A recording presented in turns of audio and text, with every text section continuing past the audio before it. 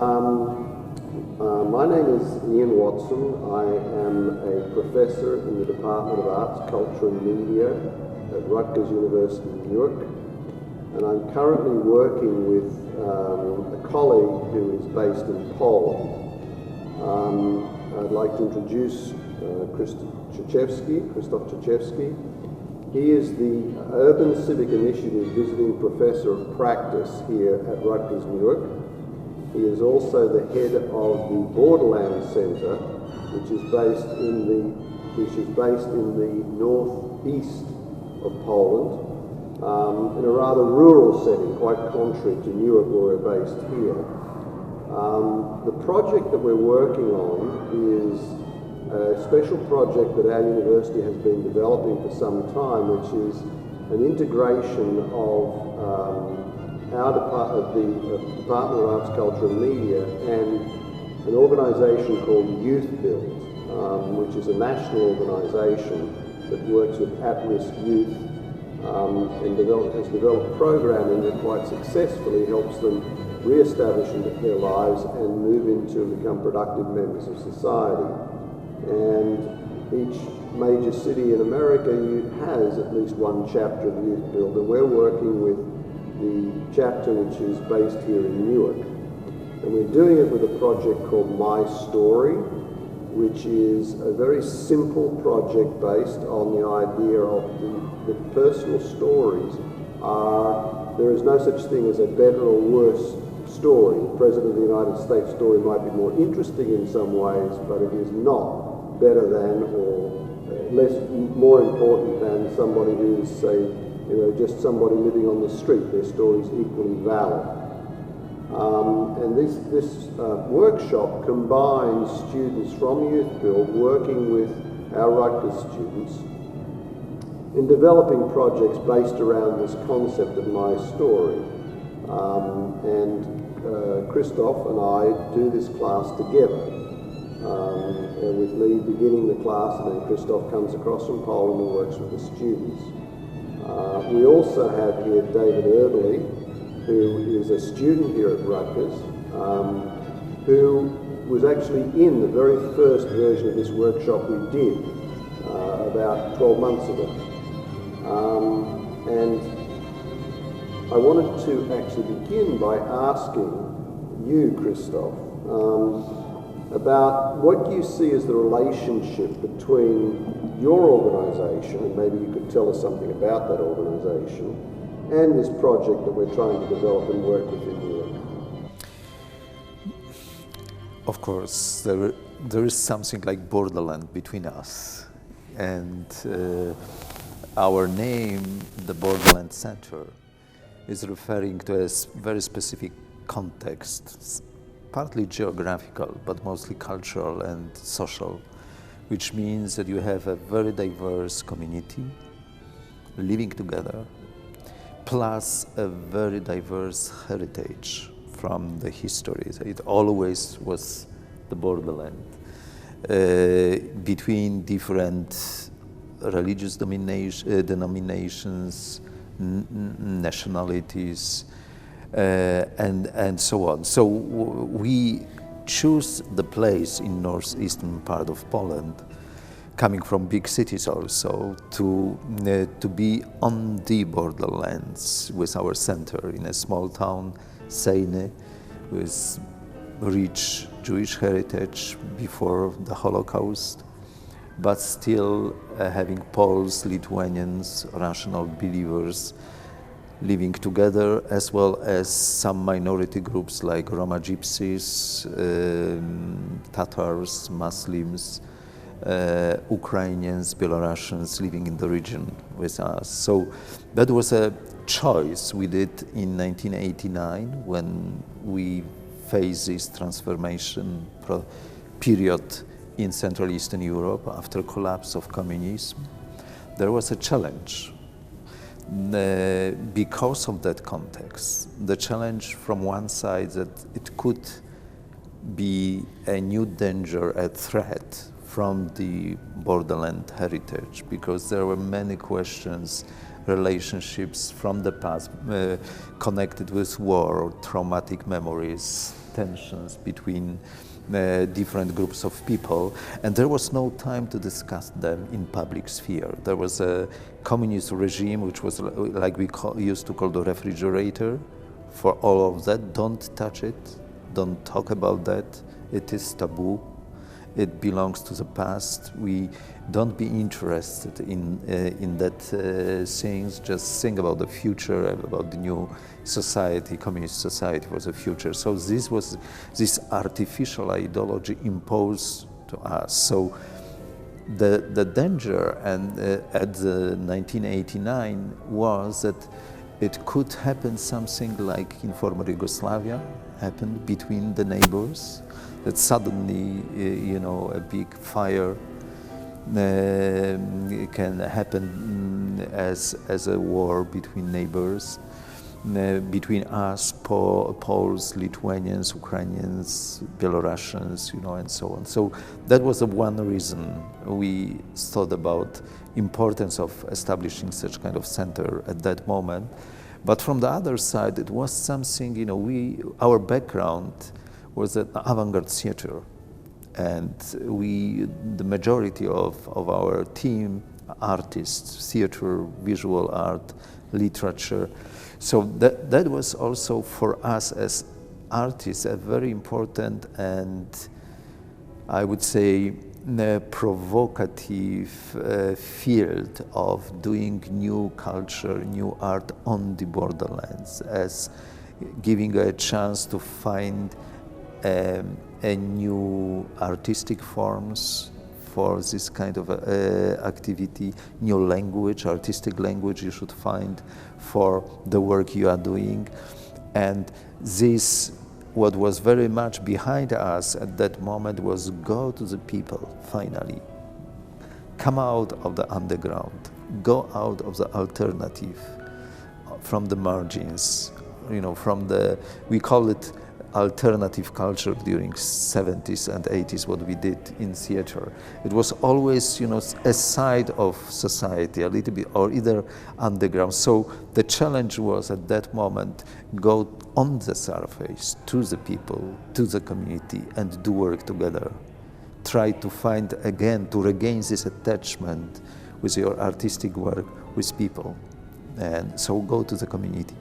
So if now I can compare our situation with what I've found here in Newark, if this is what you are asking me, it's, again, here I feel I'm on the borderland. So somehow I'm at home. I'm aware that I'm in the most diverse university in the United States and probably one of the most diverse in the world. That you have a very diverse academic students community, which by itself is the borderland. But what interests us together, as you know, is not only the academic society and community, but also the neighborhoods, the context of the Newark as an intercultural city here, which has its tradition and heritage. That's what I could read in reading some authors or in literature and so on, or hearing people talking their stories. But this is for me the Newark context is a fascinating lesson for me from all these both sides, how to open university as a close entity to the people, to the neighborhoods, to the context around. So how to break down this ivory tower, which university is here, and in Europe we have the same problem. The academic society, very isolated from the context the university is placed. But from the other side,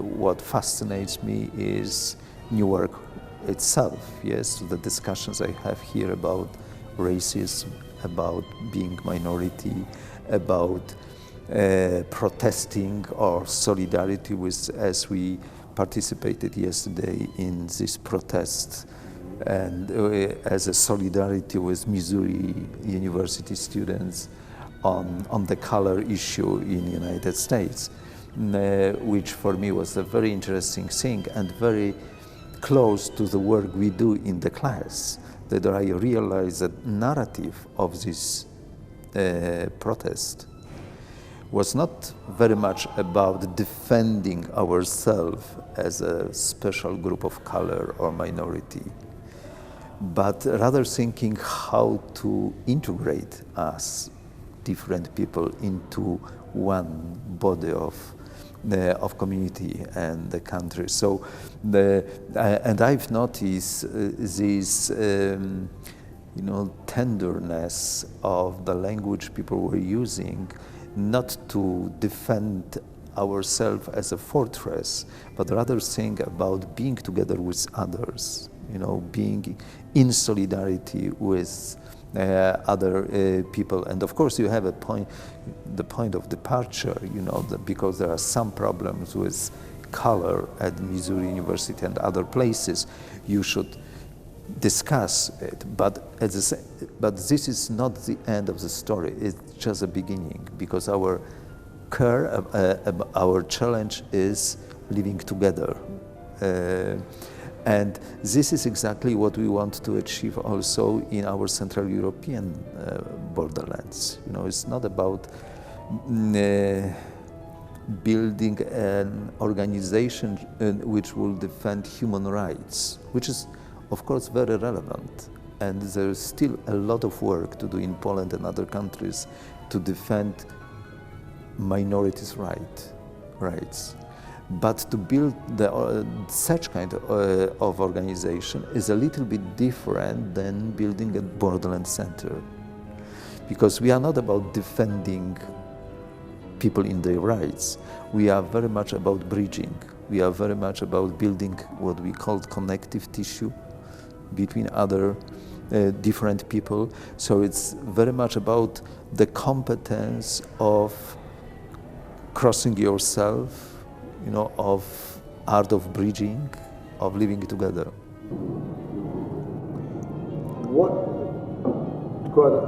Just on the surface, it seems that the two realities of borderland area, the way you've described it, and here in Newark, seem very, very different worlds. I mean, in Newark we have a typical urban American setting, and I have been to Sene, and I know it's very rural. It's a small village, and there aren't many big towns around there.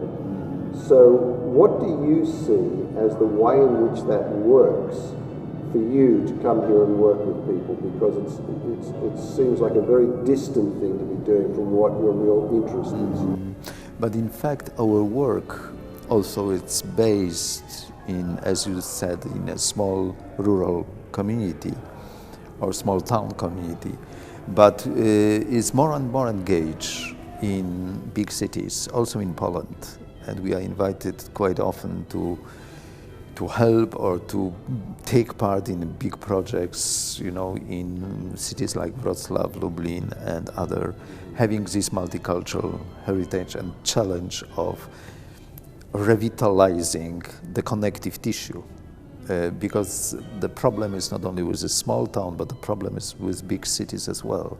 And we are certainly aware about the tendency, civilization tendencies, that we are going more and more to the cities, and our life is more and more, very soon we'll have like 70% of people on the globe living in big cities, yeah.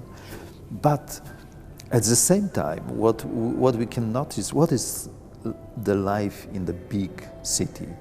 It's like constellation of different districts, neighborhoods, small towns, trying to revitalize their own homeland as a district or as a community they can share with others. So this is a common tendency I think we can fit with our work, and the places like Newark the same, and especially you see during our class, very often the discussion with our people was about what it means to be a minority, yes, today, and all the context you have around that. And of course there are different types of minority. Even some of our colleagues said that being white from rich family person, you know, is a kind of minority in this environment, because, you know, she should, you know, fight for having voice and sharing her experience as something special also.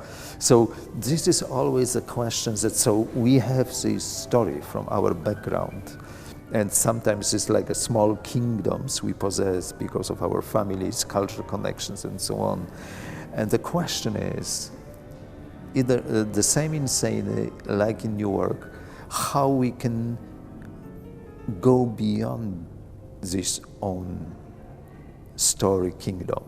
Yes, how we can connect and find the way to enrich ourselves through this dialogue and sharing together things and building kind of coexistence. You know, this is a very much the experience from our class I gain, is that you come with your story to the class, and this is like a first step. And when you recruit, because I participated with your interviews with the first students, you are inviting and you are telling them that there will be not only students but also people from Youth Build, and there's a different context for that. And they can say yes or not, because it is their free choice. Yes, they are choosing this class. And then there is the first question and opening, you know, can you share with us the story you have? Yes, like a first step. Sometimes there are people who have problems with that, and they share a little bit, or keep silence, or prefer to listen, yes? But this is just initial, that's how it is, you know, but then we have another class, and another, and this sharing is going deeper and deeper, because something like a trust starting to be built among these young people, that, because, you know, what means to share? It's like a building community. You know, there is no community without a gift you are giving to it, like a potlatch, you know. That, so sharing your story, especially if the story is honest, and sometimes they are sharing for the first time their stories, it's like giving a gift. And then you make room, because of that, of other stories coming, as honest as this first one, or, you know, of my colleague. And this is how exactly the community can be built, you know. But the next step is that suddenly you realize that my story is changing because of sitting together with others. And because of the listeners, that's what we said, there's no story without listener. So, but this listener could be different, yes? He can make you open, or he can make you close and shut up, because there is no, you know, good energy. So this is something like what I observe in the class, that there's a trust-building process, which encouraging you go more deeper to your own story, but at the same time enrich your story by the voices you are hearing from other people. And this is for me amazing process of something like laboratory we have here, of something. Our work belongs to you know, to this small town community we do for 25 years now. It's exactly the same ground we have for it. Yeah. David, could I turn things to you, because you've had the experience of going through one of these workshops. What was your experience of what took place? I mean, you know, it wasn't exactly like it was organized a couple of weeks, because we had no idea what was happening, so it was always by ear. So we didn't even know what was coming up. You told us one thing, and then something else was happening, but the group was there. it was interesting. He got us thinking about, I guess, not necessarily our own stories, but other people's stories, looking at them in ways that we didn't look at them before. And at least for me, it was like, okay, you gave us just, I think it was 3 things beforehand. It was like who we were, how we got there, and something else. And we're kind of all focused on writing those and getting those right. And then when Chris came, it was okay, making the connections with other people, seeing how a lot of them really overlap, and seeing the relationships between everybody. And I think a little bit also with the youth build kids and us, I guess how much we actually have in common, even though just by looking at us, it looks like 2 different kind of people, but we're really all the same. With a similar story. Yeah. The thing about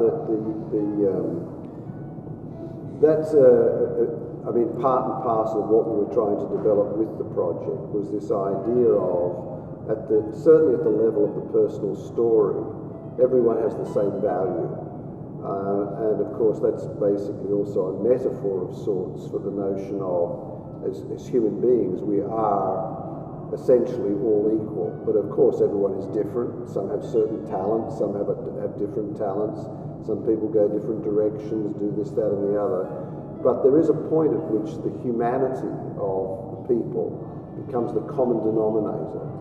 And much of what the workshop is based on is trying to get at that, but without hitting someone over the head with it, and just exploring it for yourself as you work your way through. The challenge that I felt was interesting for this project is the fact that much of Chris's work, and correct me if I'm wrong here, is really about conflict resolution in a kind of way, about the notion of using arts-based strategies to ameliorate conflict.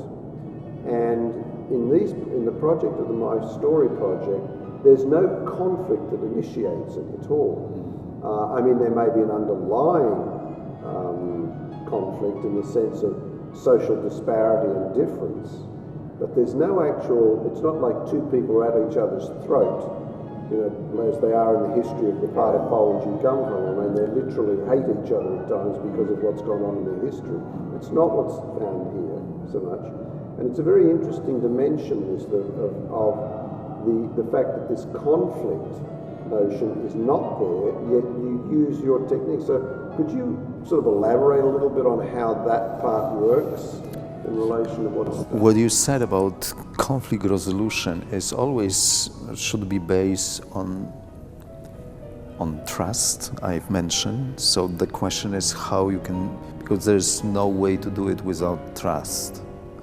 So, and what you said, David, said it's also very important. You share the stories, but then you listen, and when listening, you're absorbing them, and then it's immensely important how you will answer. If the story you are receiving is very emotional, private, and deep, so you feel a burden somehow, and you can. And then the question is, how do you behave with that? How you behave not to hurt the person you are talking with it. And then you think, do I have a culture which helps me to behave like that? This is very much about conflict resolution, also things that you build a culture around it, that people can gain this competence and behavior and tools, from each other to cope with sometimes very traumatic stories. And we have the stories there in our town and community, but you have these stories here very much. And what was striking for me, how dramatic stories in the ground here also, yes? And the question is, from one side, to dig it out and do this kind of therapeutic, because I see the therapeutic dimension of our work here as well, yes. But it's not the end of the story, yes. So it's like digging up the story, but then you have people around you in this circle we are sitting, who should manage this situation, not to hurt the person and not make her or him just an idiot, or a person who could be hard or lost in that. So it's very much about community again, that you can tame these dramatic stories, as something with positive, good energy. They are coming out of the class and they feel safe, more safe. Another thing I would say is very simple, that what David said, that we have these stories, but then my question is about listening. What do you remember? What do you remember from other stories? So all kind of work you do to go out of your shoes and to stepping in others' shoes, creating these stories. This is very much about conflict resolution process. Without this overcoming yourself and without finding yourself in the position of the others, of the conflict, there's no progress, I would say. So it's very much also about this. And finally, the problem with conflict areas is very much about something what I would call lacking of common story. That it's like, having a common roof for different people. They have different families, houses in your society, different culture houses. But something like being together under one roof, the story could play this role of letting people feel that they belong to the common story. Yeah, well, that's one of the things that in the class is quite intentional, because what I see in the situation is not so much conflict at the beginning as alienation. Right. And the alienation, particularly for the youth build kids who come into this environment, I should say from the outset that there's a whole ritual that we go through to introduce the two groups to each other, which you're never part of at that point. But then, which involves travelling back and forward too, as you would remember, David, back and forward to the locations. But the ultimate place where you spend most of the time actually is at the university. So it can be an alienating thing in certain ways. And it's that alienation that I find has to be worked through in some of the ways that you're talking about at the very beginning. By the time you arrive, because you come later in the class, most of that has actually been worked its way through. I don't know if it's entirely, but it certainly has. And that becomes, you start moving on to another area. But David, let me ask you, did you find yourself very alienated from the kids, particularly from Youth Build, when you started working with them in the class initially? That's actually an interesting question, because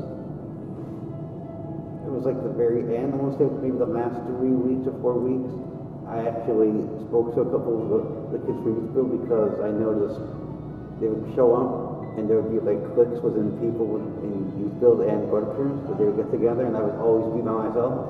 So I would ask them, like, how come nobody ever talks to me? Like, is there something about me that nobody wants to talk to me? And then they felt so bad, they're like, oh no, you could come and talk to us. And then it was like, after that, then we started to really connect, and I started to keep in touch with some of those people. Yeah. Well, that's one of the things that we're trying to do with the workshop, is to really develop those kind of things, so that not that necessarily everybody becomes best friends, but there's a sort of an understanding of a point at which you are entirely equals. It's on that kind of basis that is the sort of intention, because the alienation, the thing that's always struck me about the difference between the two things is, between the two project areas, your work in Borderland, is really predicated on this notion of some kind of antagonism, whereas what you have in the situation in Rutgers is an implicit kind of antagonism, because it's predicated on this thing of alienation through for a variety of reasons. Most all of them to do with socio-economic issues. whereas yours are primarily historical issues that are sort of the root of that. But it's very interesting how there are so many points of commonality, and that metaphor that you use of the bridge is a perfect metaphor, this idea of linking different things and different aspects of things. One of the most interesting things that I experienced actually in the first project that we did, which happened actually prior to you coming, but David was there when this happened, there was I don't know why necessarily, probably one's own prejudice, but I would have expected that the most traumatic stories would come primarily from some of the kids from Youth Build, because many of them have suffered a great deal in their life socially and economically, particularly socially. But actually one of the most moving stories was a story told by a person from Rutgers about witnessing his mother and father having a terrible fight just before his father left the house for good. And he was a young boy at the point in time. And I remember so clearly one of the people from Youth Build was in tears hearing this story, because clearly there was a resonance in what had gone on in her life. This story was totally different, but there was a resonance. And that's the points where the alienation goes away, because you have these linkages, these points where, oh my gosh, this is the common humanity that sort of binds us all together in a kind of way, that allows David, for instance, to begin these conversations with the big kids, and suddenly there's a real rapport going on. I remember such kind of story from today, from our class, and this came also from the student, you remember? And which didn't happen at first class, second, third, you need time. Yes. Sometimes, to touch other elements of your story, even surprisingly to yourself, to the speaker, that he can, because there is a process, there is a dynamic, and this is also what I very much believe in, and this is whole concept of culture. My concept of culture is based on regaining time for culture. You need time for that. That things can happen, that you have a spontaneous space for sharing a story, yes, and this is one thing, but then times there is a process you are just opening, and what I like in our work is this process-oriented work, yes, that we have time to develop, because how you, Ian, structuring the class is like, having a knowledge about the craft of storytelling, yes, which can help also to express and to build, some awareness about that. But in fact, this is what we need to be, more into the bridging, yes, more, competent in this craft of building community and so on. And what I liked in that concept is, I don't know, David, if you agree, but from the point of view of Youth Build students, it is a very challenging situation to come for the first time to the university, yes, and encountering students who are educated and having, capacities in writing or filming or other things. And what Ian mentioned, that it's a primal thing about the bridging, when you have two banks of the river and they are on different levels. The first thing to build a bridge, you should find an equal level for to build a bridge. So you can come down on that level, little bit up, to find the balance, to be unequal. And why it happens in our class? Because the competence is on the both sides. And I think it's very much about this breaking ivory tower of the university, to understand that the competence is not only in the university, ex cathedra. The competence is also on the society side, on the neighborhood. That there's a rich experience, gained by the people, and sometimes there is no way to use it somehow. And the success we have in this work is that I think that the people coming to the class and they can use their experience for that work, and it's valid. You know, you feel that, you know, that you are equal because your stories, your life experience is so rich that you can inspire other people, and so on and so on. And this is amazing. And thinking about alienation, of course, it is on the side of youth-built kids, you know, from the family's background and so on.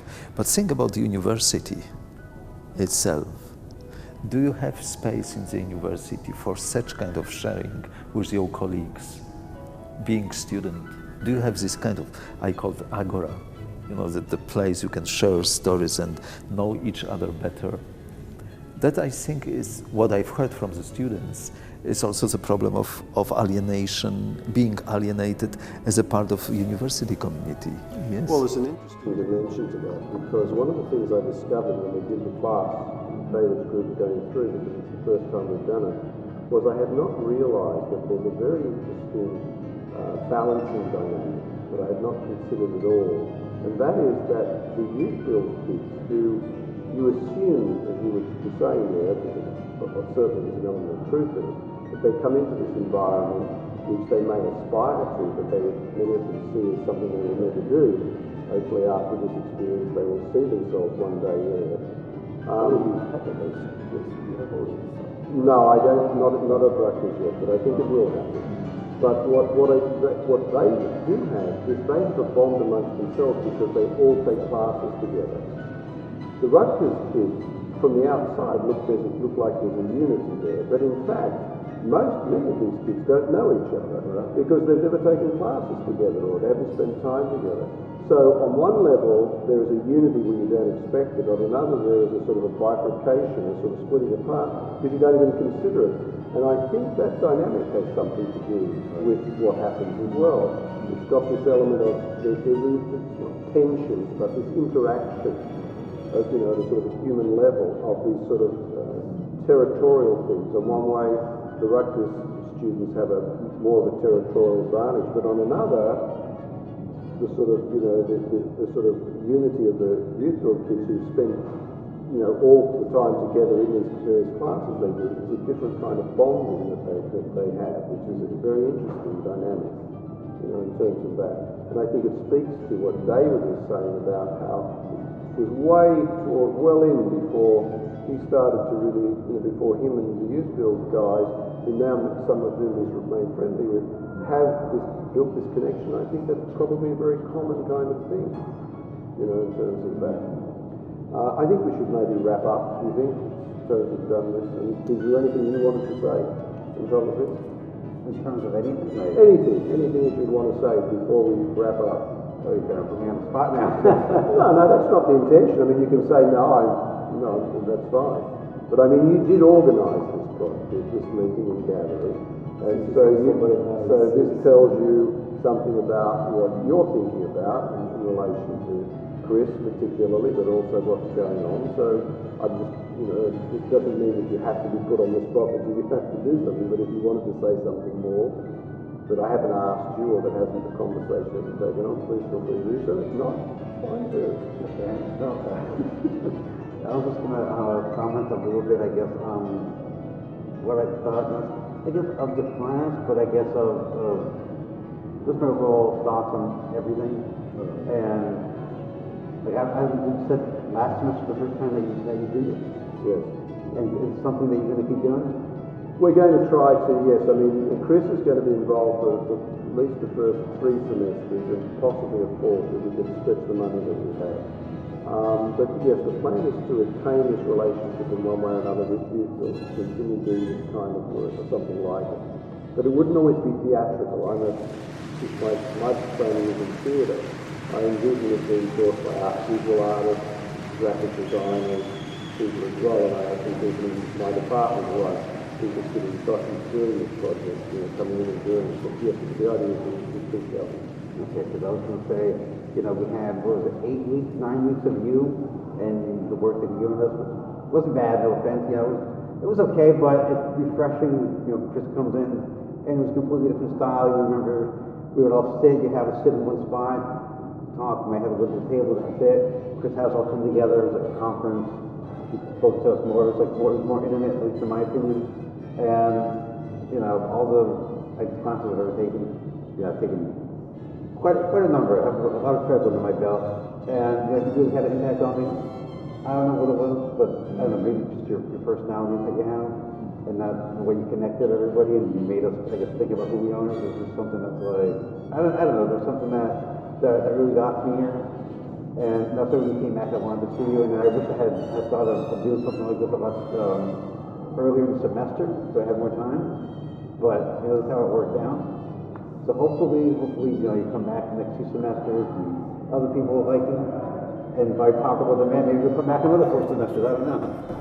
And you know, my dream also is to have this opportunity to bring you to Poland also, and to our Borderland Centre for a summer school or another kind of work. About this. It's an idea yes, we both have. to continue also, yes, with this work. And well, after what Ian said about, you know, youth build versus university, sometimes what I know about community, you know, the mystery is when you have problem with being together, just invite a stranger,